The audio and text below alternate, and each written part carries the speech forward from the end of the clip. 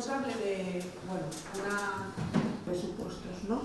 Entonces, gracias a Ana, gracias a Alberto, la secretaria, bueno, la responsable de comisión. Sean igual que... A lo previo, hay ciertos países como Ecuador o el año pasado que hicimos 819... Quiero arreglar que mi hijo tenga sus papeles y siga adelante y que nos apoyemos, ¿verdad? Y le den la oportunidad de sacar sus papeles. Actualmente estudio y quiero también que mi hermano se supere y por eso venimos acá. En el suroccidente lo que tenemos claro es que esto es una oportunidad.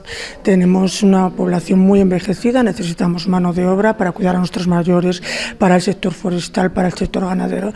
Entonces, para nosotros los inmigrantes, las inmigrantes, las personas extranjeras son una oportunidad, son un futuro para nuestra tierra. Sobre todo informar en materia de extranjería.